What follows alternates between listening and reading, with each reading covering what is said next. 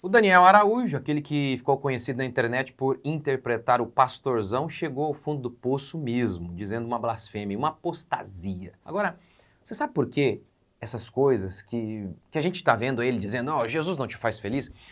Como? Como que essas coisas acontecem? E sim, isso tem a ver muito com a prática e com a pregação de muitas igrejas. E as doutrinas dessas igrejas podem levar amanhã qualquer um a fazer o mesmo que o Daniel, se desviar completamente. Quer dizer, nem sei se um dia esteve na fé de fato, mas como que as doutrinas das igrejas e a prática das igrejas têm sim uma parcela de culpa nisso que a gente está vendo aqui. Então, o que tem de tão ruim em muitas igrejas que podem contribuir e muito para levar pessoas para longe de Jesus? Curta, comente, se inscreva. Bora para mais um vídeo. Então vamos lá. Primeiro vamos ver aqui. É uma blasfêmia. Não é uma blasfêmia contra o Espírito? Ou é? Mas é um absurdo, né? Eu sei que vocês viram isso aqui, mas vamos lá. Jesus não te faz feliz, velho. Por que ele te faz feliz? Ele não aparece, ele não fala, ele não faz nada. Você sofre pra caramba, mas quando acontece uma coisa boa, você fala, foi ele. E me deixou feliz. Pô, assim é fácil, velho. Eu não faço absolutamente nada e quando alguma coisa dá certo, eu atribuo e agradeço a ele. E quando dá ruim, eu falo, obrigado, porque tá me dando uma prova pra eu ficar melhor. Ou seja, ele nunca perde, mano. A ideia, essa narrativa da igreja de, tipo, de alegria, de felicidade, na verdade é só um vazio gigantesco, mano. Porque você já nasceu devendo. Aí um cara morreu no seu lugar, que você nem pediu, mano. Eu não pedi pra ele morrer no meu lugar. Não, mas ele morreu no seu lugar, ele pagou o preço por você. Mano, eu tô com meu nome sujo, velho. Se você pagar minha conta lá, mano, e limpar meu nome no Serasa, eu vou falar, John, obrigado, mas eu não pedi, velho. Desculpa, mano. Na hora que eu pudesse, eu ia resolver. Não, agora você me deve e você tem que fazer. E você tem que agradecer. E você entende que, tipo assim, você já nasce com um peso, mano. Você já nasce com uma cobrança de, tipo assim, não, mano, eu tô devendo, eu não mereço, eu não posso ser feliz. E aí você não pode mesmo ser feliz, porque transar não pode, que é pecado. Beber não pode, que é pecado. Balada não pode, tatuar, não. Era muito fácil saber o que era pecado. O que é pecado, mano? Te faz feliz? Faz, pecado. Tome a tua cruz e me siga. Você tem que se lascar, velho. Então olha que loucura, mano. É um ciclo vicioso, absurdo. Mano, Jesus... Primeira coisa, você pode reparar, o cara fala de cada 10 palavras, 9 fala mano, tá caindo da fé. Isso aqui é uma negação explícita da fé cristã. Ele nega o pecado original. Olha, eles dizem que você já nasce culpado, e isso é para te prender, que você deve alguma coisa, mas não deve, Você gerou a si mesmo? Esse mundo que você vê, você gerou o mundo? Foi alguém que fez? Então você já nasce mesmo devendo, você nasce em dívida com alguém. Mesmo antes do pecado, o homem ele deveria adorar a Deus, ele nasce com esse dever. Então ele nega a fé cristã, essa doutrina básica do pecado original. E a frase, sou ateísta mesmo, a frase dele. Jesus não aparece, ele não fala, não faz nada, mas quando acontece uma coisa boa, foi ele. E ele também nega a moralidade cristã. Não pode transar, não pode isso, não pode aquilo. Tudo bem, a gente já sabe que isso aqui é um absurdo. E eu nem vou ficar defendendo, explicando que Jesus nos faz felizes. Esse não é o tema do meu vídeo, porque isso aqui para vocês que me acompanham, é óbvio, vocês sabem que isso é autoevidente, Jesus é a razão da nossa vida e por aí vai. O que eu quero desenvolver aqui é como que alguém chega num nível desse. Como que alguém que diz que cresceu na igreja chega num nível de apostasia assim? Primeiro, eu quero dizer que a responsabilidade é sempre da pessoa, é sempre individual. Deus sempre responsabiliza o próprio indivíduo por sua condenação. Mas disso eu vou falar mais aí no final. De início, eu quero falar das igrejas, que são uma enorme tentação para que isso aqui aconteça. E note a linguagem que eu usei. Igrejas ruins, falsas igrejas, são uma tentação. Ou seja, quem peca é você. Uma igreja ruim não é a grande responsável pela sua apostasia. Ela é uma tentação. Ela é uma serpente. Mas quem de fato come o fruto é sempre você. Ele disse no vídeo... Em outro vídeo ele disse porque ele saiu da igreja. Eu estava no culto, e aí banda ruim, testemunho ruim, pregação ruim. Que parecia um stand-up ruim. A pregação parecia um stand-up ruim. Então, ele disse que foi ao shopping, e ali ele entendeu que podia fazer parte do ministério infantil, porque ele foi brincar com a filha dele no parquinho. E aí já fica a dica, né? Fica evidente que em muitas igrejas a salinha é isso, é um parquinho. Aí ele disse que tomou a ceia com o McDonald's, ou seja, uma profanação mesmo, uma linguagem, a ceia é uma coisa sagrada para nós, uma coisa que remete ao sagrado, e ele agora, a batata frita e a Coca-Cola representa a ceia para ele, ou seja, uma apostasia total. E ele disse que ajudou um rapaz que ele conheceu, sim, os ateus, os apóstatas, eles sempre são muito generosos, muito com as pessoas lá fora, sempre são, e fazem questão de mostrar isso. E ele disse que ajudou um rapaz, e aí então foi o momento da oferta. Blasfêmia mesmo isso aí. Mas vamos lá, não é verdade que muitas igrejas, elas são assim mesmo? Que o louvor é ruim, que aquele negócio de testemunho... ele reclama também do testemunho, de um testemunho lá que foi muito ruim. Em muitas igrejas o testemunho é um negócio de chorar. E a pregação em muitas igrejas é isso mesmo, é stand-up ruim. O pastor fica o tempo inteiro tentando, estilo a lá Cláudio Duarte, prender as pessoas por meio de entretenimento. Então é isso mesmo. Mas é mandamento bíblico fazer parte de uma igreja local, não deixe de congregar. E assim que a gente vê a igreja primitiva, eles participavam de uma igreja local. Eles estavam unidos na doutrina dos apóstolos, se reuniam regularmente e tinham um corpo de autoridade ali, os apóstolos e presbíteros. Nem vou ficar desenvolvendo isso porque isso também é óbvio, é um mandamento. Mas o que fazer então diante de tantas igrejas ruins? Ora, a gente tem que fazer o mesmo que nós fazemos diante, por exemplo, de tantos médicos horríveis. Quer ver? Dá uma olhadinha nisso aqui, ó. Isso aqui foi o CREMESP, o Conselho Estadual de Medicina do Estado de São Paulo, que fez um exame com médicos recém-formados. É assustador. Olha o que declara essa matéria que mostra esse exame. 78% dos médicos recém-formados erram diagnóstico de diabetes, aponta o CREMESP. Tem mais lá, ó. O levantamento mostrou que 88%, vou aumentar aqui para vocês, 88% dos recém-formados não souberam interpretar o resultado de uma mamografia. 78% erraram o diagnóstico de diabetes. 60% demonstraram pouco conhecimento sobre doenças parasitárias e por aí vai. O doutor Braulio, que examinou, que foi responsável por essa prova, disse isso aí é um absurdo, porque são coisas básicas e a maioria dos médicos formados em São Paulo não sabe o básico. É isso aí, eu ralei por anos na mão de médicos aí. Graças a Deus tenho meus 2 médicos e irmãos que são meus seguidores aqui, o Anderson e a Patrícia, um abração para vocês. E a Patrícia é médica integrativa e o Anderson atende apenas lá na cidade dele, mas a Patrícia atende no Brasil inteiro aí. Então se vocês quiserem, recomendo demais, é minha médica mesmo. Enfim, a maioria dos médicos é horrível. Assim como boa parte dos mecânicos, a maioria dos mecânicos também é ruim. Assim como a humanidade, de modo geral, boa parte dos jogadores é mediana, um ou outro é um Neymar da vida. Mas e aí, o que a gente faz? Nós desistimos da medicina? Não, agora eu mesmo vou me operar. Não, em relação a todos os segmentos, o que a gente faz? Nós excluímos os ruins e procuramos os bons médicos, os bons mecânicos. A gente não fala, não, agora eu mesmo vou fazer o motor do meu carro. Nós procuramos bons médicos, procuramos bons mecânicos. Portanto, o problema de muitas igrejas ruins não é apenas dos pastores, é do gênero humano. O homem é mau. O homem é mau. Mas é apenas em relação à igreja que a gente desiste. E tem muita gente assim, ó, eu já vi muita história assim, de pessoa que ela foi em uma igreja, deu errado, não volta mais. Ela já teve, por exemplo, já foi em vários trabalhos, já vários lugares em que ela foi maltratada e ela insiste. Como ele falou, tem um vídeo dele em que ele fala da hipocrisia.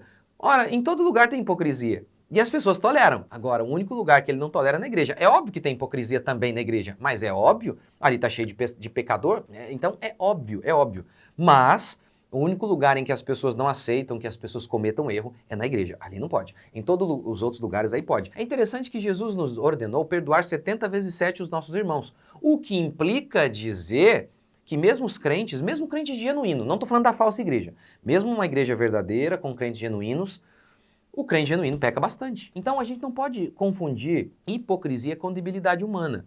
O homem pecou, por isso mesmo, numa congregação com cristãos genuínos, haverá muito pecado. Haverá sim, haverá. Mas uma característica de um genuíno cristão é que ele perdoa. Ele perdoa, afinal, ele sabe que ele precisa ser perdoado. E é por isso que ele continua na igreja. Então, a ideia é, essas más igrejas, a gente tem que fugir dela mesma. Dela, de fato. Mas se você for uma igreja verdadeira, você vai ter que perdoar ali. Mas muitos, na prática, estão dizendo o seguinte, não há uma igreja sequer digna de mim. Eu sou tão maravilhoso e tão impecável, meu intelecto é tão gigantesco que não há uma igreja sequer à minha altura. E esse negócio também da hipocrisia da igreja é uma coisa interessante, porque eu fiz um vídeo aqui recentemente em que eu mostrei um trecho de uma entrevista da Nancy Pearcey, em que ela fala de alguns dados interessantes de uma pesquisa importante realizada nos Estados Unidos. As feministas sempre dizem assim, ó, o índice de divórcio entre evangélicos e os ímpios são os mesmos. Aí alguém falou, é mesmo? E foi investigar. Onde estão esses estudos? Não tinha, era mentira. Pelo contrário, pesquisas mostraram que maridos e pais cristãos são mais amorosos. Outro dado importante da pesquisa, de fato, cristãos nominais, ou seja, que dizem que são cristãos, mas não frequentam igreja ou frequentam, mas não levam a sério, estes, de fato, são piores do que os ímpios. Mas o que a pesquisa mostrou é que aqueles que, de fato, tinham uma prática de fé genuína, que levavam a sua fé a sério, que tinham a sua fé como uma coisa mais importante da vida, o que a pesquisa mostrou, declara Nancy Pearce, é os pais eram mais amorosos e eles eram melhores maridos. Então não é verdade isso. Oh, a igreja é igual ao mundo. Não, não, não. As falsas. As falsas. Porque senão você está dizendo que Jesus não preservou o seu povo. Sabe outra coisa praticada pela igreja que é uma tentação para as pessoas apostatarem? É aquela mensagem, eu não prego religião. Eu não prego. Isso foi uma porta imensa que pastores abriram para os desigrejados. Primeiro, é de uma burrice. Muitos pastores, até bem intencionados, queriam dizer o seguinte, eu prego Jesus, não prego religião. Em primeiro lugar, pensando aí em se desligar do farisaísmo. O que é o fariseu? É aquela pessoa que professa uma religião, mas vive como um ímpio. Então, eles estavam dizendo assim, ó, eu prego Jesus, não prego religião. Eles pensaram que eles se desligariam da pecha dos fariseus, mas não. Eles miraram no fariseu, mas mataram o povo, que entende o seguinte, como é que é? Prego Jesus, não prego religião, eu posso ter Jesus e não preciso frequentar uma igreja? É assim que o mundo entende. Por quê? Porque para o mundo, e acertadamente, religião tem a ver com igreja, tem a ver com uma instituição. Olha então a burrice. Alguns pastores, de maneira safada mesmo, prego Jesus, não prego religião, para atrair as pessoas para a sua igreja, para a sua religião, aquele indivíduo que deseja uma religião mais freestyle, assim, sabe? Mais uma religião estilo livre, do seu jeitinho. Então, ao dizer, prego Jesus, não prego religião, muitos ímpios entendem. Ah, aqui é uma igreja que não é muito cara de igreja. Olha lá o pastor, até a roupa dele, uma roupa descolada. Olha que legal. Olha como o pastor conta piada. Olha, essa religião que não parece religião, essa igreja eu quero. Essa igreja que não parece igreja, essa eu quero. Essa eu quero. Essa foi uma estratégia também. E aí, você atrai essas pessoas com esse entretenimento, com esse marketing. Mas depois, essas pessoas fazem o mesmo que o Daniel está fazendo. Ah, tá vendo? Isso aí é um stand-up ruim. Olha que doideira. Os pastores atraem as pessoas com stand-up ruim, porque pregação o povo não quer. E aí depois, essas mesmas pessoas, elas se afastam da igreja por conta do stand-up ruim. Olha, eu vim para a igreja porque aqui é entretenimento. Mas peraí, se é para ter entretenimento, melhor no mundo, porque o entretenimento do mundo é melhor. Então, com todo esse discurso do não prego religião, esses pastores alucinados estão colocando nas pessoas uma semente da apostasia, de revolta contra a igreja. E não tem como separar Jesus da igreja, gente. Lembra quando Jesus estava sendo perseguido por Paulo? Ou melhor, Paulo estava perseguindo a igreja. Lembra disso? E aí Jesus se manifesta a ele e fala, porque tu me persegues. Perseguir a igreja era perseguir Jesus. Então, a coisa mais idiota é, prego Jesus, não prego religião. Ou seja, eu só preciso de Jesus, não preciso da igreja. Jesus é legal, o fã-clube que estraga. Lembra? Foi até a Marquezine, eu acho que disse isso. Pois bem, foram vocês, pastores, que semearam essas ideias no coração dessas pessoas. Prego Jesus, não prego religião, que foi uma estratégia aí descolada para parecer que a sua igreja é descolada. Vocês semearam a apostasia no coração de uma multidão de pessoas. A culpa é delas, mas vocês também têm parte nesse sangue. Ninguém fez mais desigrejado do que o discursinho do prego Jesus, não prego religião. E tem outra coisa, pastor, deixe de ser burro. Deixa de ser burro. O que é religião? Me ajuda aqui. Olha, o primeiro e grande caráter distintivo da religião é que ela é baseada na revelação. A filosofia é o homem que, por meio da razão, crê poder entender e interpretar a realidade por meio da razão. A religião é o homem que faz isso por meio de uma revelação divina. E por meio dessa revelação, a religião possui dogmas e rituais. Então, essa é uma descrição histórica e acertada do que é uma religião. Portanto, você, pastor, você com uma Bíblia na mão, crendo num conjunto de doutrinas e praticando rituais como ceia e batismo, você diz que você não tem religião, você é louco, você é doido. E mais, seu enviado de Satanás, você tem parte sim no sangue dessa multidão de pessoas que estão indo para o inferno, que se tornaram desigrejadas por conta desse seu discursinho descolado, igual a discursinho de ator maconheiro da Rede Globo. Sim, porque eles também dizem isso, amo Jesus, mas detesto a religião. Por fim, apesar de todos os problemas de várias igrejas, é responsabilidade do indivíduo apostatar. Sempre a responsabilidade é sua, a responsabilidade é minha, não de terceiros. A Bíblia declara que os falsos pastores, aqueles que só falam aquilo que o povo quer ouvir, são o juízo de Deus sobre pessoas que não querem Deus. A falsa igreja, o falso pastor, são o juízo de Deus sobre pessoas que querem apenas usar Deus, usar a religião para satisfazer os seus sonhos mesquinhos. Sim, os membros de falsas igrejas não são apenas vítimas, eles são também culpados. Eles foram atraídos para essas falsas igrejas por conta de seus corações corruptos. Quer um exemplo? Acabe. Acabe era um idólatra, não estava nem aí para Deus, mas antes de ir para a guerra, aí ele consultou Deus, aí ele queria a bênção de Deus. Nessa hora, houve uma reunião no céu.